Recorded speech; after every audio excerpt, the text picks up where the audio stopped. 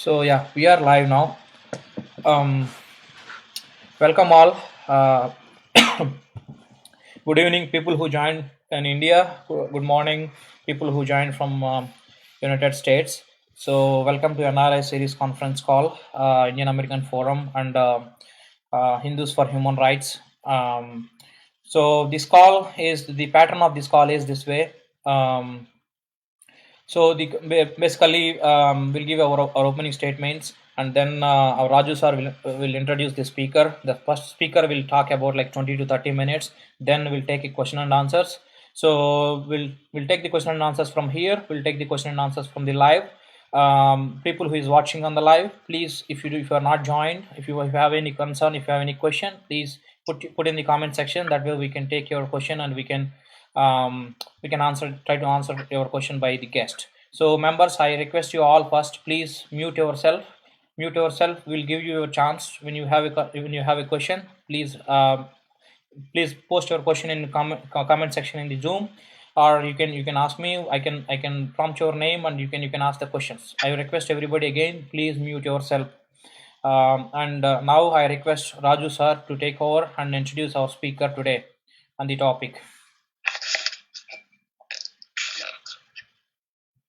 Good morning, everyone. Sorry for the slight delay. I think it gives me great pleasure this morning to introduce all of you to my friend Martin Macwan. He, as part of the webinar of IAF, as well as he's also an advisory board member of Hindus for Human Rights. Welcome, Martin. Just a little bit about Martin. I sent you all a link about his dedication to his cause for several decades. He has founded a number of organizations dedicated to Dalit rights, and his latest passion that I've had the honor of visiting is the Dalit Shakti Kendra in Sanand, Gujarat, focused on vocational training of underprivileged youth, both boys and girls. And they've had tremendous success in graduating over 2,000 to 3,000 youth who have entered the mainstream in terms of professions. Martin is also winner of several awards, notably the Robert F. Kennedy Human Rights Award, which was given to him in 2000. He's a prolific writer and author. And his latest book, I just wanted to show you, focused on an account of injustice and atrocities on Dalits and Adivasis. It's titled Ved Bharat. It is not exactly a very pleasant reading, but something that we all should be aware of in terms of what's been the experience of Dalits in India over centuries.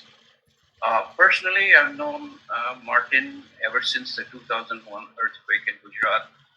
And to be honest with you, when I went to Gujarat at that time, as a privileged upper caste person, I knew very little about Dalits and what the reality of life as a Dalit is. And I think Martin and Gujarat opened my eyes to wanting to learn more and look inward at my own home state of Tamil Nadu, where atrocities against Dalits continues unabated day after day after day. A few observations in terms of what I have seen of Martin over the years. He is a man of uncommon courage in confronting authorities. But when he does that, he also does it in a very innovative way and with a certain dry sense of humor.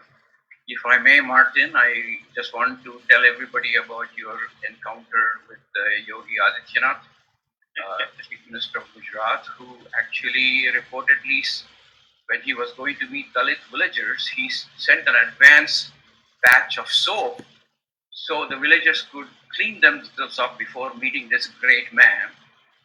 And in an innovative response, Martin and the Dalit Shakti Kendra students came up with an idea, and they created a 125 kilogram soap bar with the image of Buddha imprinted on it, and they wanted to present it to Yogi Adityanath as if to tell him that he needs to do the cleaning himself a lot more before he meets the Dalits.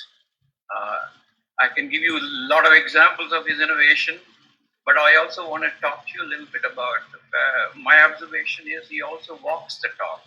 He just doesn't talk about what's happening to the Dalits, He's courageously talked about gender roles within the Dalit community, and he's written books for children changing the stereotypes of the role of boys and girls. And he's also talked about caste strictures within the Dalit communities and talking inwardly about how they also need to address discrimination within the community. So with that, friends, my mentor and my brother, Martin Bhai from Sanand, Gujarat, will talk to us about how the latest citizenship laws is going to disproportionately affect underprivileged communities, Dalits and others. So Martin Bhai, please take it from here. Thank you, Raju, for that elaborate introduction. And actually, today morning I woke up at 2:30 to start preparing for this meeting. So I worked a lot of time on this. Technically, where the Indian Constitution says that everybody is equal, there shouldn't be a problem to anyone. But at this point of time, when it comes to the citizenship law, we have a big problem, and the biggest problem is the trust deficit between the people and the government for a number of reasons. Number one is that on the floor of the house, the government has said something, and then when the heat goes up, they deny of having said that. So people know that no, this is something that you don't trust. Second, the latest what has happened is everybody saw the Delhi riots. I was there in Delhi on both the 25th and 26th. And today, actually, there's a story in a very a web magazine or a news portal called Quint, where there are anonymous admissions of the police officers saying we knew about it. One officer says, I had kept my men ready to rush for the help, but we did not receive any orders. And until Justice Muralidhar of the High Court had a midnight hearing in his house and he passed an order, no ambulance could go into the area. The first ambulance went in that area only after the High Court order. Many people died simply because the ambulance didn't go there. So, and especially last 1 year, we have seen a number of things. We saw the Supreme Court of India, the ruling that they had on Atrocity Act. We saw the ruling of Supreme Court of India, which ordered eviction of around 1.19 million people from the forest, who are the forest dwellers. And later, they postponed the order under the reason that maybe the legal scrutiny that should have been done is not been done. So such a big lapse on the part of the Supreme Court. And lastly, the NRC that has happened in Assam. I was in Assam 15 days back, and I saw one of the girl who had come to Dalit Shahiti Kendra to study. We have more than 10,400 graduates by now, and some people have been from Assam also. Now this girl, her mother is in the NRC list, the father is not. Her sister is in the list, she is not, and her brother who is in the police service also is not part of the NRC list. Now in Assam you hear stories from the people that many people, some people have committed suicide out of apprehension that their name is not in the NRC list. Some people told me that they had got an order to be in the queue at the DCP office at 10 o'clock, so people thought it's better to be a little earlier. So maybe they went 3 hours earlier. And even after 20 hours of waiting in the queue, the work had not begun, and some people collapsed because of hunger, no water, and extreme cold. Some babies have died who were with the parents in the queue. Now, after all that, 6 years of that struggle of the NRC and about 12,000 crore rupees, that is 1.2 lakh million rupees, the government does not want to believe its own NRC outcome, and then they want to do it all over again. Now with these several incidents that we had over the year, that people have realized, common people, not to trust the government. Now, in the Citizenship Act, now I think there's a big tension going on, because from 1st of April, they are going to carry out what they call the NPR, the National Population Register. Now, the government from the floor of the House in the Lok Sabha in the Parliament has said again and again that people will not be asked to produce documents, but these are spoken words. If you go by the if you go by the instruction manual which is been published by the government of how the NPR will be conducted, it very clearly says that you have to ask for documents from the people. Further, it says after you have entered details of people on your smartphone or on your app, make sure take signature of the people of the thumbprint. Now, I was looking at the latest report that we have of the international organization, where it says this is the NDTV report, which says the overall literacy rate in India is 69.1%. That means about 31% of people are not literate, and therefore they don't understand what are they signing. Okay, now this is the UNESCO report. This is the UNESCO report. Lastly, I would say why there is a trust deficit is that we all know that the elections of the parliament in 2019 were very controversial. Now the law mandates that you have to keep record of the VVPAT, the voter verification audit trail report receipts, for 1 year after the elections.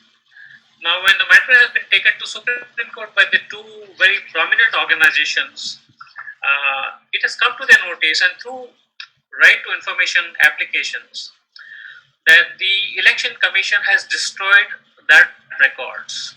That entire record has been destroyed.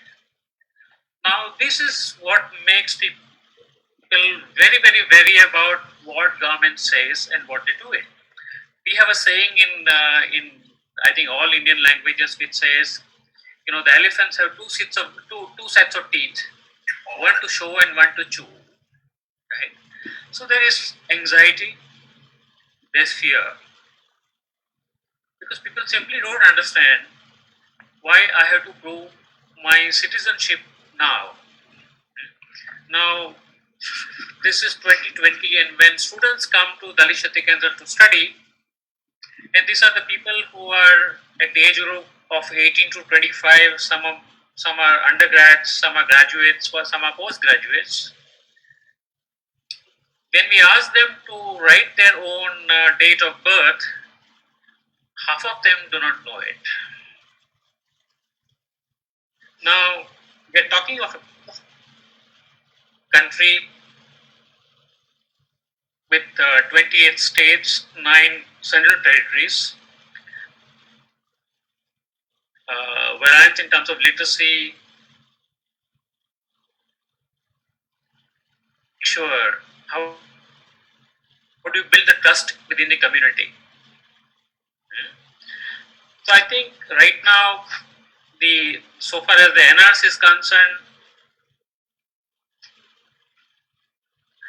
and the government says that the NPR and the NRC are not linked. They are two sorts. If you look at the statements that the various ministers have made in the Lok Sabha, and if you study the manual and the 2003 law, the rules under which the NPR has been ordered, it very clearly says that NPR is the first step to NRC.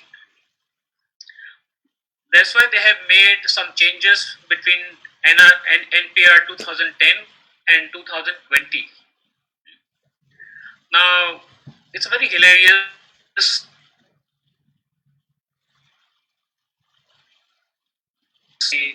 funny situation where the government says that no, we will not ask, don't worry, we will not ask for any documents. In that case, the obvious question is that why you want to do this? because the objective of the NPR is to verify the information that you have. And how are you going to verify the information if you don't have the records? And therefore, what will happen, my fear is that the government will have a complete list of people who will not be able to produce documents. And that will become a set of documents where government can focus much vigorously. And therefore, the people who will not give the documents or who don't have documents, they become liable to be screened further, and government will target them. The third thing, or the fourth thing, what I want to say here is, when it comes to Dalits, we have seen historically that we have been the victims of the caste prejudices. When I was in the villages working for the last 40 years now, we have seen that the information properly will never be recorded when it comes to Dalits. Whether they're land records, whether they own names, whether they're any other records. And therefore, it is completely on the control of the enumerator to record what they want and what they don't want. And I think this is where the problem is going to be, right? So, with all these things put together, my point which I'm driving today is that because of the political compulsions and the situation in which the government is, that they cannot go ahead with the NRC right now, they're using NPR to go to the next stage, which is NRC, right? And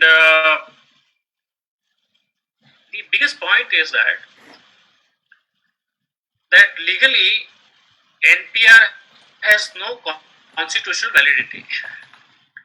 NPR appears only in the rules which were framed in 2003, which were updated, upgraded, or modified in 2010. But as per the Constitution, you can make laws or rules only for the provisions if you have it in the Parent Act, which is the Citizenship Act. And in the Parent Act, there is no mention of the NPR. So right now they are doing NPR, which does not have constitutional validity. Okay. I think that's a very important point, and this has not been pointed out by me, but by a person who was the former Secretary General of the Lok Sabha himself, and is a constitutional expert, and the whole story was printed in the Wire. So this is the position in which we are right now. The thing has become more murky right now because one after another, 11 states of India have refused to, they have clearly said that they will not do NRC at all. And the new position which is initiated by the Bihar government, now followed up by the Maharashtra and the Andhra Pradesh, is that, and even in Tamil Nadu, that they will do NPR, but only 2010 model, which was by the UPA government and not by the BJP government, right? So this is, let me just put this as the first, maybe a little introduction to the whole subject, where we are. And maybe, as we go by and there are more questions, probably Raju, we can clarify more. I can add more things to it. I hope I have, my voice is audible enough and that I've made points. Yes, sir. Yes, sir. We all can hear you. Excellent speech. Thank you very much. Raju, sir, do you want to add any comments on this? Yeah, Martin, I will let others ask you the question, but one broader question that I wanted to ask you is, have the 2020 NPR forms, have they been doctored with to make the census questions and the NPR questions all mixed together so that people cannot make the distinction between what is required for census and what is required for NPR? Because there was talk about people will submit data needed for the census, but not necessarily for the NPR. Is it practical the way, I think I just this morning saw the new form for 2020, and it appears to me like they have deliberately mixed it all up so that people cannot make that distinction. Any comment on that? Well, I would go one step maybe backwards and say that just a couple of hours I had a meeting with my own colleagues in Now Sergeant Trust. And one of my colleagues said, look, why are we talking about NPR going to begin from 1st of April? It has already begun. And the enumerators came to my house and they have entered the information on their mobile phones. I said, cannot be possible. And he said, no, look at the screenshot I have on my mobile phone. When I saw it, it was the economic survey and not the NPR. Now, for the most common people in India, they have not been able to distinguish what is NPR and what is census and what is economic survey. Yes, and why even village people ask the most educated people in the cities, and they will not be able to tell you that. So they will say quickly or say government has come and they are asking for some information, and many people are definitely afraid, and there is some misinformation which is going around the table is that if you do not give information, you will end up in jail. Yes, technically it says that it can make you liable to a penalty of 1,000 rupees. But this is what I hear the feedback from even the people who are educated, saying that if you don't cooperate, then you'll end up into jail. So there's a lot of ignorance, and because the ignorance is there, my fear is that that people will be forced to comply with, and utter confusion, right? Definitely that in the states of Bihar and UP, there's a lot of violence when people go to do this kind of surveys, even if they're not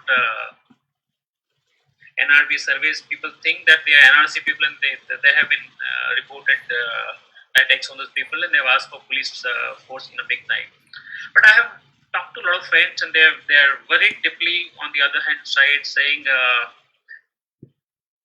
given this hostility which is present at the point, the accuracy of the information, even of the census, is going to be in trouble.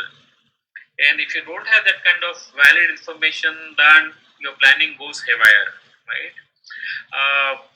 Partly, I think this could have been avoided. You rightly said that if the government had come out very clean and honest, maybe thing would have been different. What they have come out with a justification is that the NPR is done in relation to the central and state government welfare schemes, which is not true at all. Look at how many schemes are there, and we had such a commission which basically made recommendations for the Muslims in this country. It's over a decade and none of them have been implemented, right? So let's not take that, so people will now, every word that the government speaks, there is hostility, there is mistrust, right? But there's a lot of fear and anxiety among the communities also.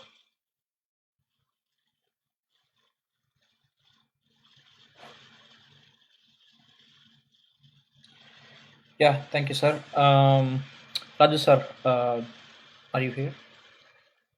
Okay, so let's go to the next one. Sunita ji, you are on. Do you want to ask any question? Sunita Viswanath, she is also from Hindus for Human Rights. So Sunita ji, you are on. Do you want to ask any question? Yes, this is Sunita. Namaste, Martinji. Namaste, everybody. Kencho, Martinji. મને થોડું ગુજરાતી આવડે છે. I've never met Martin, and I just want to welcome him and thank him for joining Hindus for Human Rights Advisory Board. It's a deep, deep honor. And I guess my question, I want others, especially those from India, to have the opportunity to, have this discussion with us, also learning. But my question is, we are here in the States and we want to really amplify and support all of you in India.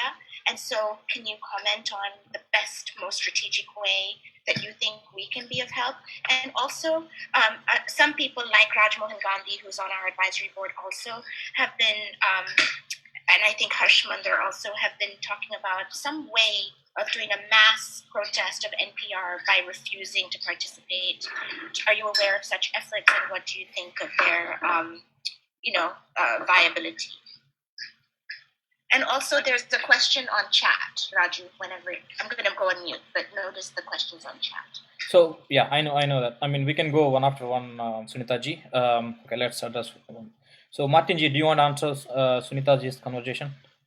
Yeah, sure. That's a good question, but I think and something historic has happened for the first time in India or the history of Indian independence. That the UN Commission for the Human Rights has filed a petition in the Supreme Court of India wanting to intervene in the matter. And the government is trying to shut it down, saying this is an internal matter of India. But I think that's a good move from the international community, not because India is also signatory to the whole treaty on the human rights and the non-discrimination, but that there have been several instances where India has played a very crucial role in the affairs of the other countries. Yes, we did invite Martin Luther King to be a guest for more than a month, who lived in the Rashtrapati Bhavan, and to learn from the non-violent struggle of the Indian independence so that he can apply the lessons back to the civil rights movement. We definitely played a role in the peace formation in the Sri Lanka.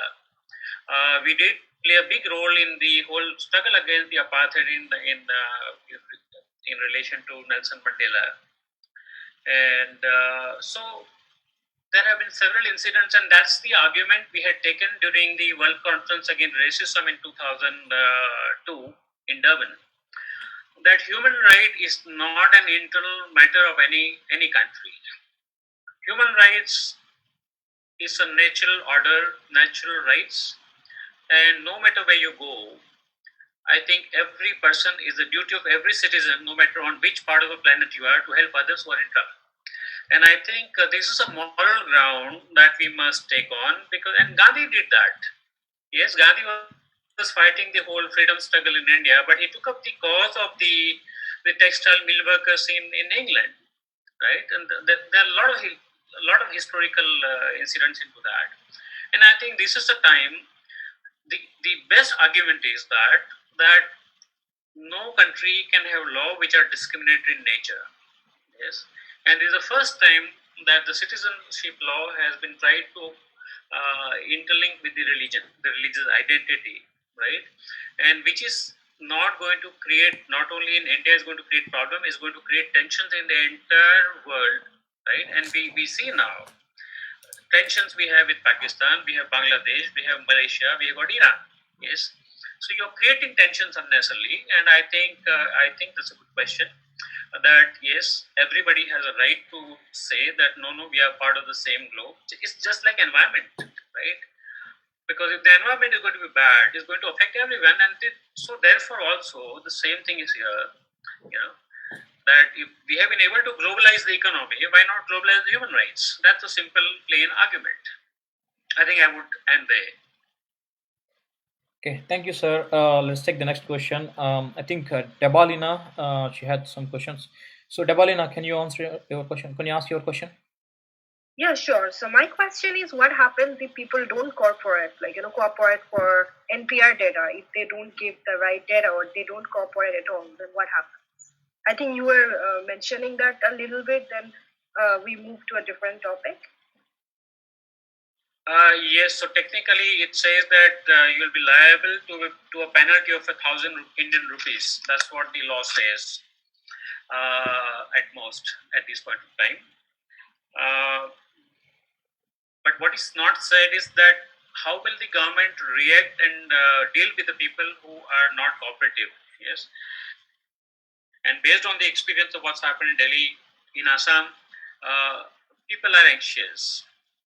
So while people are very angry as what has happened, what's happening in the whole country, but there's a lot of anger because the cost of right now.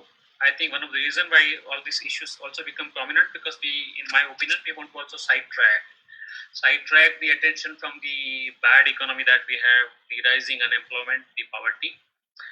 We have many more malnutrition deaths happening in the country, which is not being talked about in the whole overcharged atmosphere of the coronavirus. But yes, people are very angry, and there's a lot of arguments going in favor of saying we should not cooperate with the government, right? And now, especially when the 11 states have come out very clearly saying that they do not agree with the whole NPR process of 2020, and they have passed a resolution also in the assembly. Then it will become very difficult, I think, for the government to push the matter.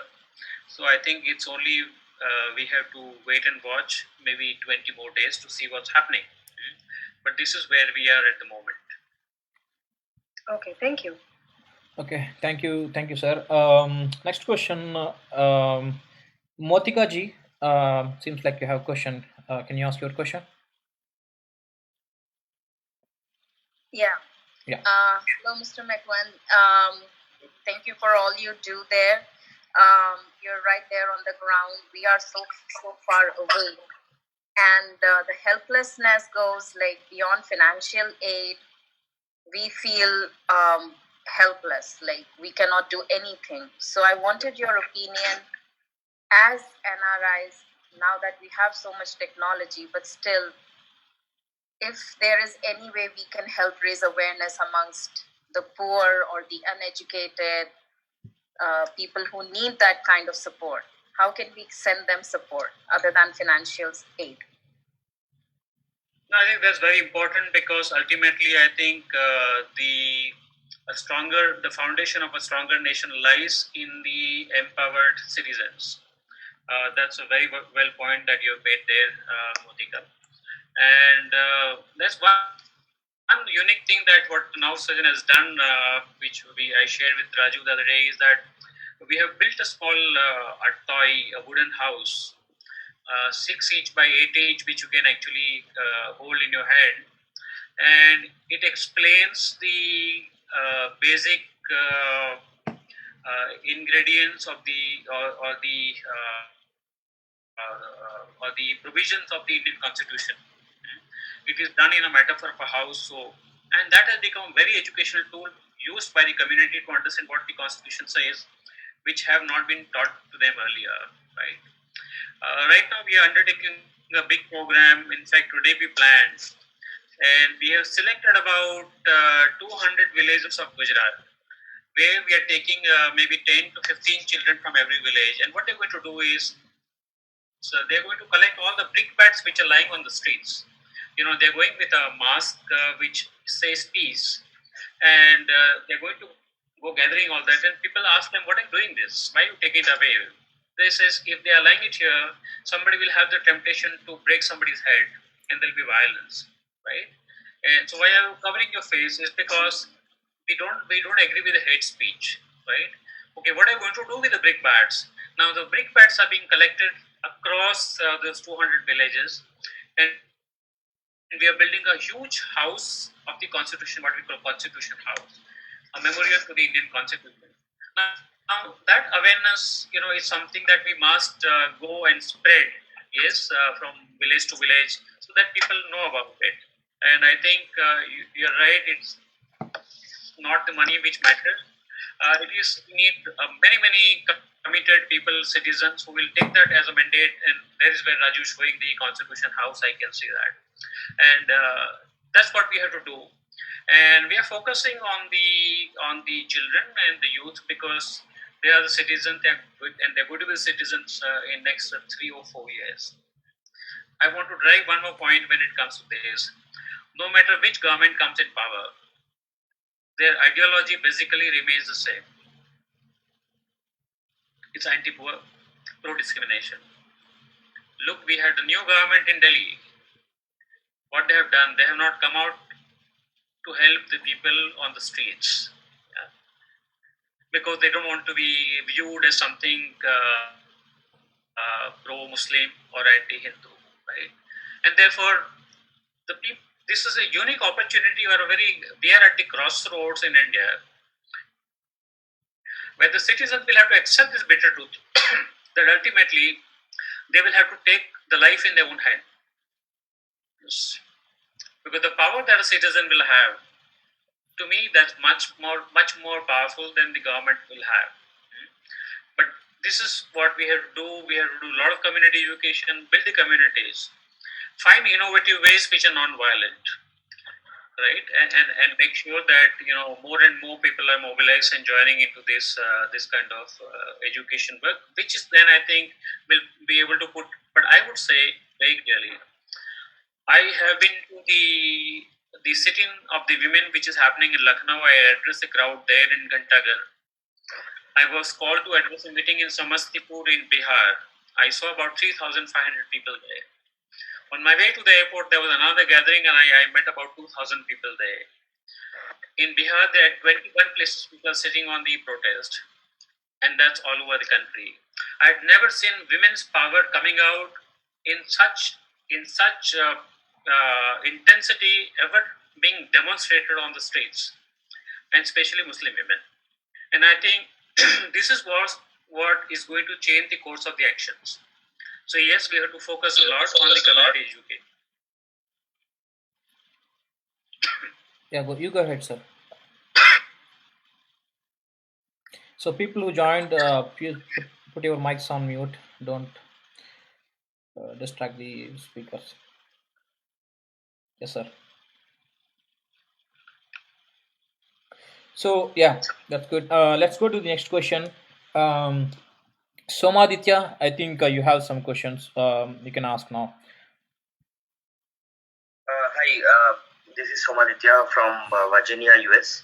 So, as per the understanding that yes, so for NPR we have seen a form, and that form is asking about informations. So, as per the understanding that they will not ask for any documents there, they will ask for information, and the difference between 2010 NPR and 2021 NPR. 2020 NPR is they are asking for legacy data that will identify us as doubtful or not. So the moment it becomes doubtful, then the documentation and other things will start, and we need to prove our legitimacy as an Indian citizen. So regarding not asking the documents, so if we are saying that okay, they will not ask for the documents, so let's give the information. Then and there we are actually getting into the trap of NSC. Please correct me if I'm wrong. Yep. No, you're very right, and I think I made that point in the beginning itself, is that if you look at the in the introduction of the NPR guidelines in Rule 7, it says that it shall be the responsibility of the head of every family during the period to give the correct details, right? And then definitely it further says, if you go to the rules in 2003 rules, it clearly says that lack of information, credible information, lands you into a list of doubtful citizens, right? So as I said earlier, there are spoken words that the documents will not be required. But if you go through all the laws and all the papers that we have right now, they're very clearly saying, they're telling the enumerators, please ask for the documents, right? In any case, if you don't have the documents, I don't know how government can verify the information, right? That's not possible, right? Also, what is very plausible is that all these documents ultimately have been provided by the government. I don't produce those documents at my home. Yes, the Aadhaar card has been issued by the government. The driving license by them, the passport has been given by them, the ration card has been given by them. Now, if they have all the data already, then why they want cities to produce that data, right? They have it. They have everything. They have digitized, and we have spent I don't know how many $1 billion to digitize the whole records. Then why you want to put people to that peril and say now the onus of the responsibility lies on you to prove that you are not a doubtful citizen, right? And therefore, this is what makes the intentions very doubtful of the government, right? That why don't you come out very clearly as to what you want?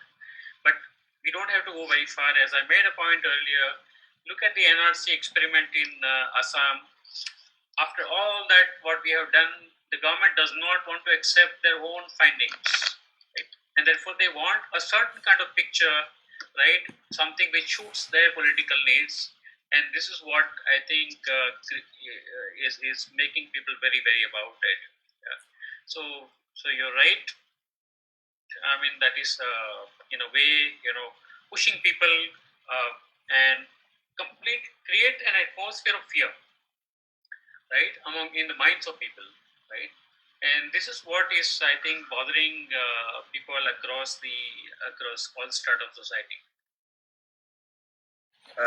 Thank you. And adding one more thing, as you talking about Assam.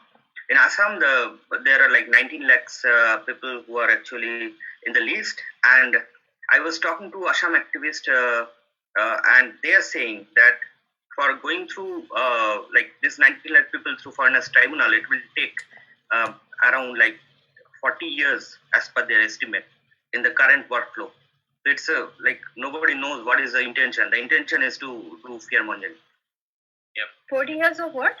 Sorry, I missed that. 40 years of what? This is Devuli. Yeah, Devulina. Actually, it's talking that it will, like, as per the current workforce of the foreigners tribunal, it will take 40 years to go through. Like, if this 19 lakh people want to go through foreigners tribunal, it will take like 40 years to validate the documents and get into a decision. Yeah, I mean, logically that's in a way it's correct, because you look at the kind of cases that we have piled up in our high courts and Supreme Courts. Even if you stop taking all those cases, any new fresh cases, the pile up cases will take many, many years to clear off, right? So yes, I mean, we know the speed at which the government works. And but what is problematic is when you have people in the power who have prejudices. That makes it very sad and very scary. Yeah, that's good. Thank you, sir. Let's go to the next question. I think a job. Can I simply add on a comment about the Assam situation? I think the idea that the government is promoting is of a process that is fair and gives everybody a second chance, and they talk about the foreigner tribunals and so forth. But the record of the foreign tribunals has been absolutely abhorrent. People on the foreign tribunals are often, apparently, somewhere I even read, they are incentivized to turn down applications, or else they will not be extended on the foreign tribunals. I think it's a yearly process or something like that. So the whole thing is a sham. You're right. If you take the mere numbers, neither the detention camps nor the foreigner tribunals have anywhere near the kind of numbers to be able to handle, and I hate to use the word handle, of the 19 lakh people that are left out. But what the result will be, basically, people in that list will be in a constant state of purgatory, and this is completely unacceptable for our civilized society. Yep. So yeah. Also, sorry, this is Debulina. I'll just intervene for a second. So even though it's 19 lakhs, but I saw in a recent news report that they said, like, the Muslims to be left and only the Hindus to be free. So how are they proceeding this? Like, does anyone have information on that? Yeah, I mean,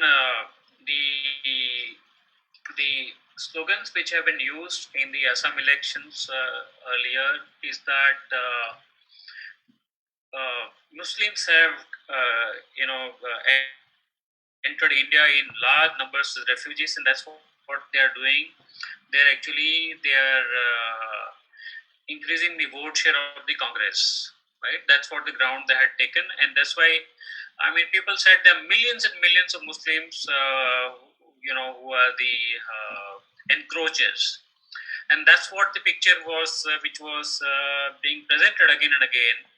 And when the data came, we have the data that almost 70%, they are the Hindus, yes, and which is completely reversed. And there's a reason why the government does not want to accept the findings of the NRC, and they're talking of the NRC again, right? And if you read this along with the NRC and the CAA, then it makes perfect sense that the citizenship will be open to the people of other religion except for the Muslims, right? And so that makes it a very convenient list, right?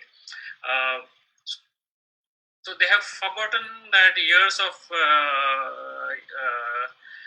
heated and the fearful atmosphere that was in Assam before the Assam Accord was signed. Yes, and finally there was some peace, and now they didn't think twice before they breaking the Assam Accord and coming with the whole new provision of the NRC. So the political instability is something which has been a design, right? And trying to create that fear in the minds of the people, right? And this is what and my biggest fear is this, that the NPR data is going to be public data. Therefore, you'll be able to print it whole thing, and therefore now that people have their own private armies like situation, the political parties, where they know each house, who lives where and whose shop is where, so they can attack it. Trying to put that information in public domain where people will be able to do in their locality to see who is where in terms of religious identity, that's it, making it very, very problematic thing for it creates a lot of tension in society, right? So otherwise government hesitates a lot to divulge information on public policies, on the schemes, utilization of money, but here they want to make it very public, right? The whole information, right? And I mean, if we read, that's what's happening is that the hate speech is not in India, which is not a small crime. Yes, I mean the Minister of State for the Finance goes on saying shoot the traitors in the public meetings.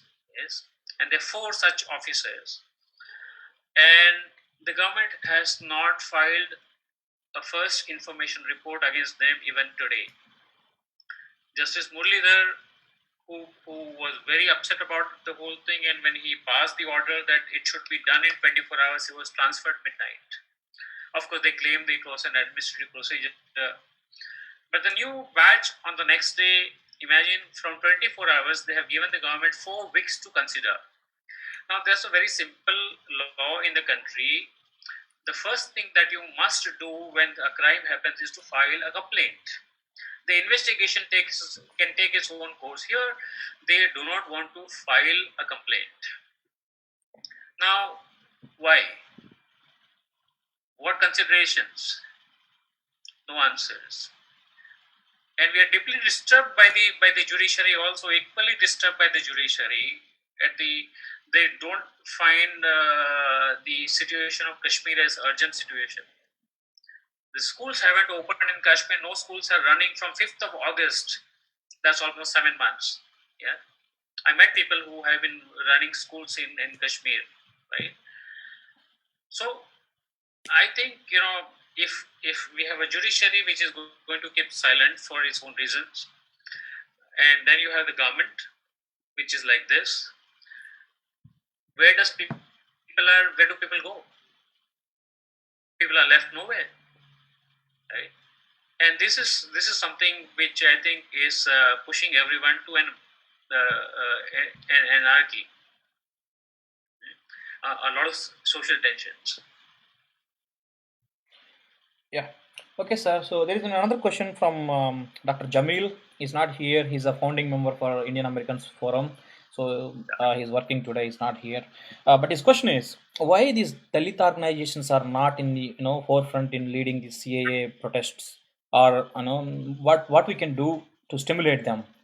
So I mean, not a true information as far as I can tell you that no, it's not true. Dalits are supporting this in a big way, right? So if you go there to Uttar Pradesh, a friend of mine who was a former IPS officer, retired Mr. Darapuri, He's been there every day, at the Gantagar. And he has gone to jail actually for that. He was arrested. One of the few people arrested was he, along with other Dalit friends. Same is in Delhi, and same what we are doing in Gujarat also. Right now, on 14th of April, we are doing this program for the first time. There will be about 2,000 children, a community meal, and Hindus and the Muslim children, right? And we are. This is the message we are telling the people that no, this is a fight of not Muslims. It's a fight of every Indian citizen, right? And much more if you are from a marginalized section of society, right?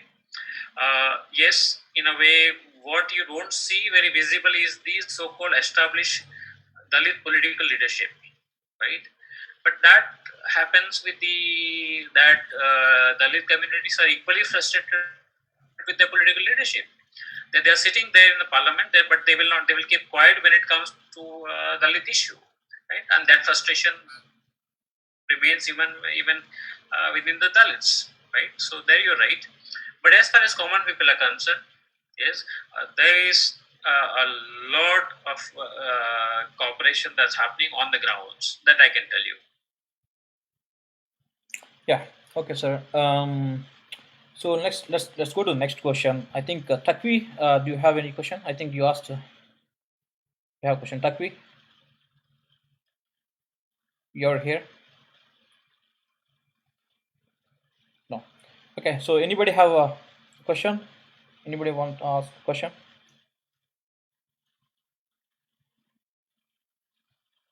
Yeah, I have a question. Am I coming out? Yes. Okay, Please. hi. Please introduce yourself and ask the question.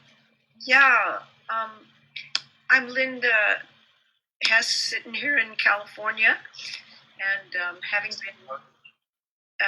been honored and to be included among the supporters and so-called advisors of Hindus for Human Rights.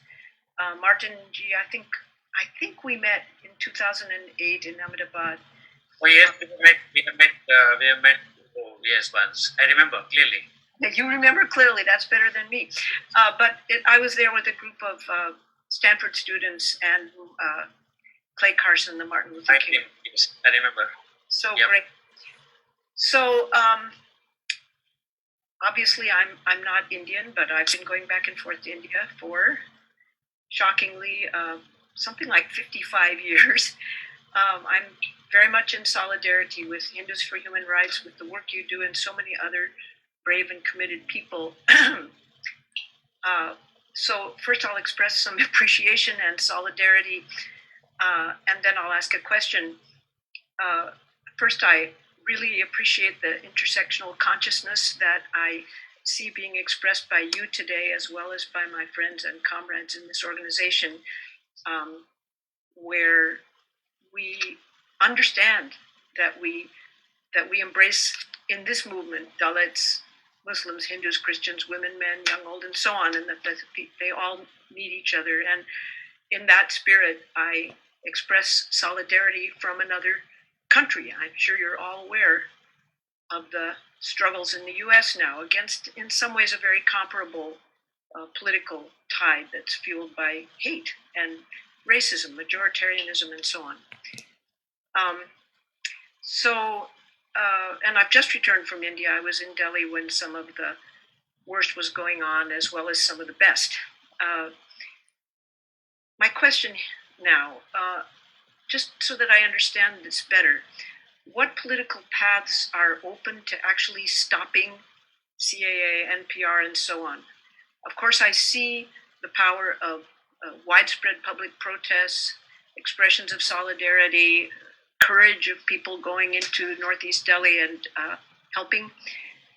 I see refusal of states to cooperate and of individuals to cooperate, which you've talked about.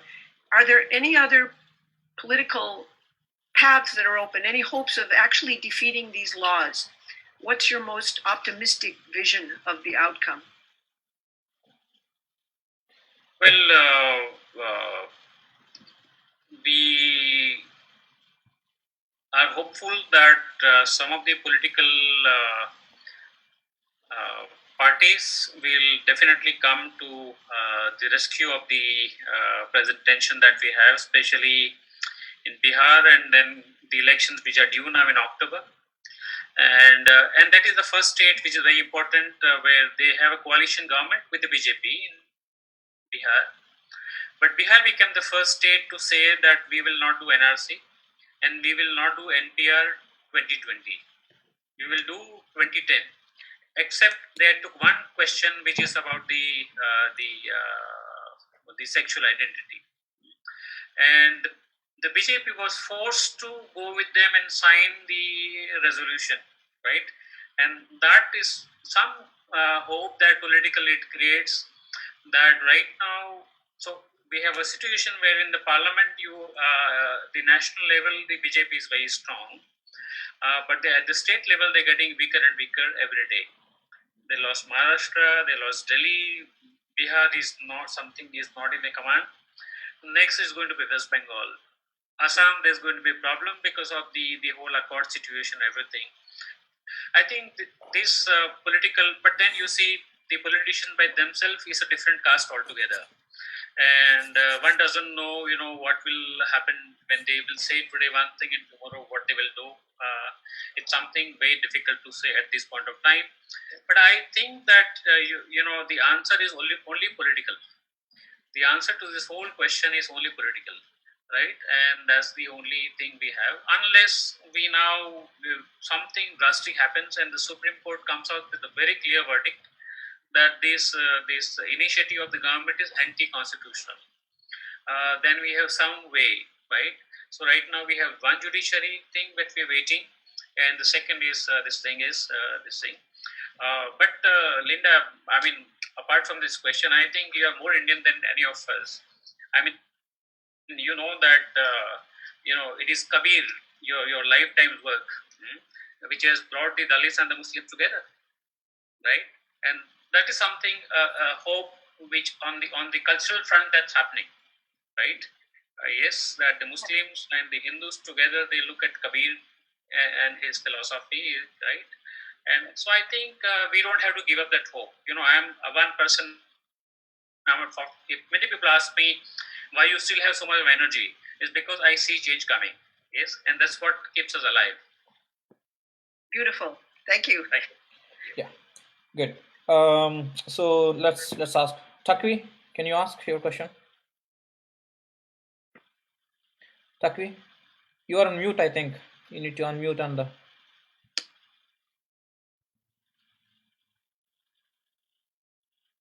Takvi, can you hear us?